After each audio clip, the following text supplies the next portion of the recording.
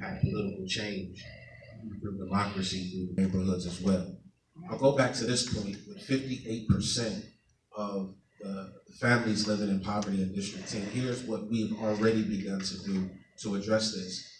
Many of you in this room know that I work tirelessly to raise the minimum wage here in Cleveland against much opposition. Whereas many leaders said that it wasn't good locally, that we should focus on it statewide, here's our opportunity to do that. Whereas legislation has been introduced to raise the minimum wage, there needs to be stronger language, I believe, in that piece of legislation that saves and protects small businesses while making sure that those who go to work can make more than $8.15 an hour. To move beyond that, when we talk about education, we have been talking about this whole entire campaign that we must properly fund our schools, number one, and two, that we have to get vocational programming back in our schools. Right now, we prepare our students to pass a test. They need to pass a test, but also be prepared for the workforce right out of high school so that we can begin to curb numbers of youth unemployment on a national level and on a state level, and we can begin to raise the poverty level within District 10. Lastly, I think that one of the most measurable goals that we have is accessibility. And the way we want to reach that is we want to make sure that we bring Columbus to the district. So we want to be able to open up an office on the east and west side of the district so that we're here, accessible, and can meet the needs of the community while working with our local city council, county council partners, and elected officials, making sure that the services from the State House are touching the residents of District 10. And then one more big issue that's around the state of Ohio, and I won't use all of my 5 minutes, is criminal justice reform. Sentencing reform and bail reform is a big thing that is being looked at right now. The Ohio Organizing Collaborative is trying to get sentencing reform on the ballot right now for the general election coming up. And we need to support those efforts because those who are incarcerated right now, who are low-level offenders, nonviolent offenders, that need drug services and addiction programs and mental health services and programs, we need to redirect dollars and put funding into those programs so they actually can exist in our neighborhoods. And where they do exist, they're strengthened. And then we can really look at how we strengthen the whole entire family as well through those services. So I did use my 5 minutes. 10 seconds. I'm a preacher too, so it's not hard to go 5 minutes. Aaron Phillips will know that too. All right, so thank you for your time. I'm looking forward to the questions, and thank you for the candidates that are here and Aaron, Pastor Aaron Phillips as well.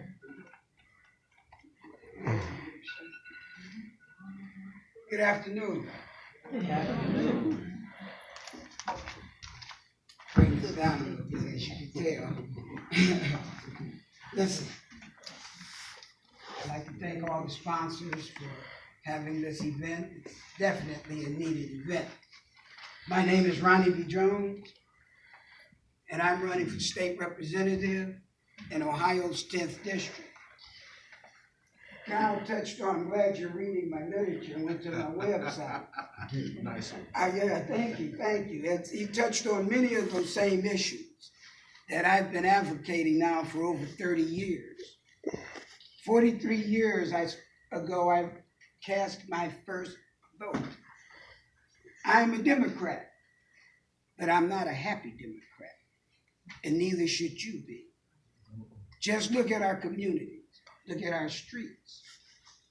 So often, we as a people are so willing to give those things that we fought hard to achieve back. We do it every day. We think that just because this is different, it's better. And we forget about those things that are important at home.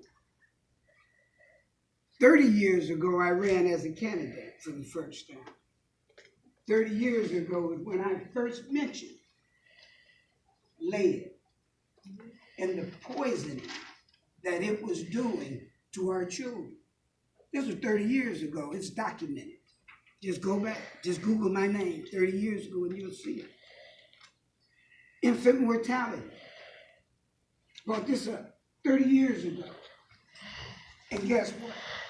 Our babies are still dying in Glenville at 3 times the rate of children anywhere else in the nation. And in fact, some third world nations are doing better than us. Stillbirths. Whereas stillbirths have gone down, they've remained stagnant.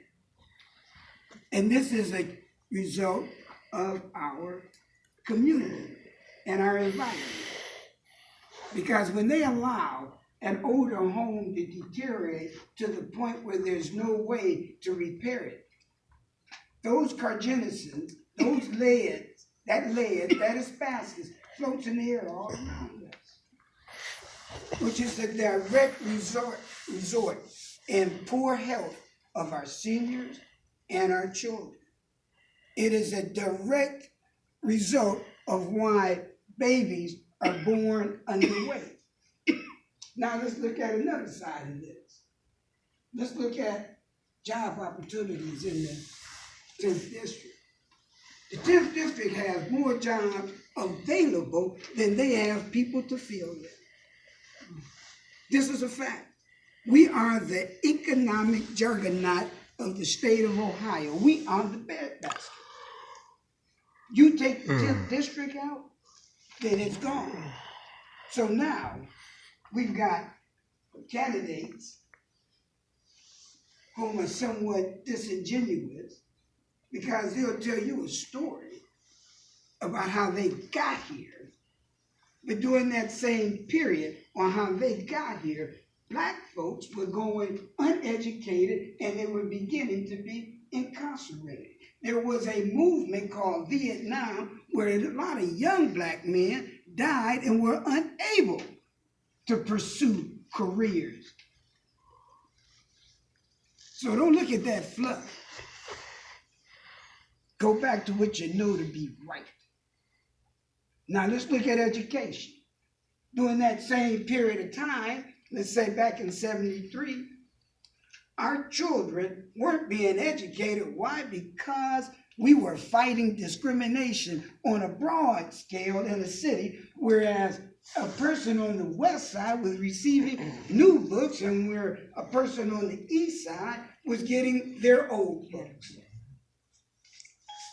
So let's not fluff this up. Let's look at it for what it really is. And then let's speak about the church. Let's talk about the church. I'm a deacon. I love my church. I will not campaign and have not campaigned in anyone's church. They don't do it in white churches. I will not go in anyone's church on Sunday morning and say, vote for me. I'm not going to do it. If it costs me an election, so be it, because I answer to a higher power. Okay, so I won't be in your church. But what I will tell you is when a man comes back from doing his time in prison, he ought to come back to something. He ought to have a community to come back to. And this is what we gonna do. You see, I'm only one person. How many bricks did it take to build this building? We don't know how many bricks it took. But one thing we do know, it took more than one. If everyone in here becomes a brick, we have a start. Thank you. My name is Ronnie B. Jones, and I look forward to your questions.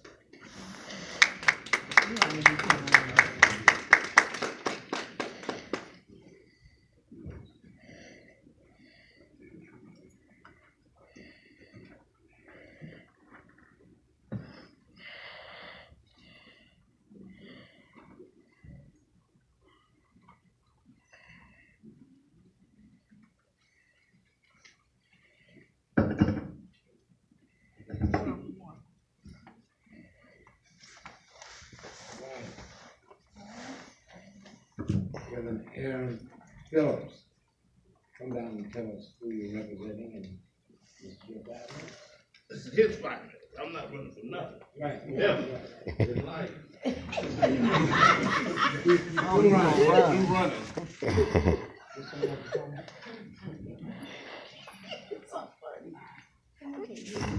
Good evening, everyone. My name is Pastor Aaron Phillips. I have the privilege to pastor Sherhouse Baptist Church in Cleveland, Ohio. 113 18 Miles Avenue. Best place to be on Sunday morning at 9 a.m. Amen. Get that in, Reverend Kyle. I said 9 a.m., not you, Reverend Wiggins. I was going to ask you, would you count me down at a minute instead of 10 seconds? Can you tell me when I got a minute left, please, instead of 10 seconds? Thank you. Thank you to I always say Reverend Bibb. I've been calling Reverend Charlie Reverend Bibb for so long, but he's such a great soul, and we all are honored to know Charlie. He's been working on this battlefield a long time. Let's give Charlie Bibb a big hand, would you? To all my friends who are here, Silver B, Al, I appreciate y'all. We don't do nothing without each other. One thing I do want to say, I thank y'all for having this forum. Black folks need to be together, and we need to learn how to stay together, and this room ought to be packed, but I'm glad that we're here. And this is very, very important, and all the work that you do, Al, and Silver, is very, very important. Let me first say, I know Reverend Kyle Early. I love Reverend Kyle Early. I've been a supporter of Reverend Kyle Early distantly and very closely for a very long time. One thing I do want to say about this race, we need a young person in this seat. This is a young person's job. Charlie Bibb and I are old. You got to run up and down the highway. You got to have a lot of energy. This is a young person's job. So I want to make that really clear, and I support Anand Method, and let me say that I'm here for Anand Method. I've been a supporter of Anand Method for a very long time. I have not told Reverend Kyle Early this, but when Anand Method came to me, Reverend, you wasn't running, and that's true, isn't it? So if that was the case, I wouldn't be with Anand. But once I give my word, Silver B, y'all know how I am. We are. Once you give your word is your bond. Amen. Learned that from James. Is that right? Learned that from James. So, but I want you to know I love Reverend Kyle Early. His pastor and I are dear friends, and I told his pastor, I hope that message got back to you, that if I'd have known then, but that's the value of folks coming to you early. And one of the things that we need to learn how to do is like white folks do. They plan 10 years in advance. We plan in 10 days in advance. They're planning 10 years in advance. So I really appreciate that. We need a good person in this seat. I believe Anand Method is the best person, even though my heart is torn with you, Kyle. But I really do believe Anand is the best person for this job because he's qualified. Not that Reverend Early and all the other folks aren't qualified. And this is I want to say that. All the people who are running are very good people. I know most of them. I know Deacon for a long time. They're very good people. But the difference about Anand, he is a lawyer. Y'all know in another life, I practice law. And I've been to the State House advocating for many things several times. And I tell you, Brother Bibb, they are not thinking about black people at the State House. We are not on the agenda at all. We are the agenda. And I would tell you, we need somebody who's a lawyer, who's experienced.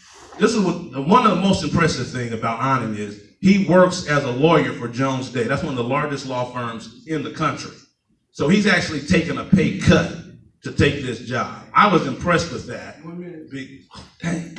Okay, my 1 minute is, Deacon Jones, I'm sorry this may upset you. The church is the best place to get folks to vote. Black church is all we got. If we're not in the church organizing, we are not being very smart. We're not white people. Why you don't go to white churches? Because white folk don't go to white churches. Black folks, all we have is the church. And advocacy started with the church a long time ago. It didn't just start with me. Didn't just start with Dr. King. But the reason why the NAACP is there and the reason why SCLC is there is because of the black church. The black church should be running stuff. And I better hope every candidate, if you don't come to my church, if you don't come to our churches, we ain't gonna vote for you. Because that's totally disrespectful.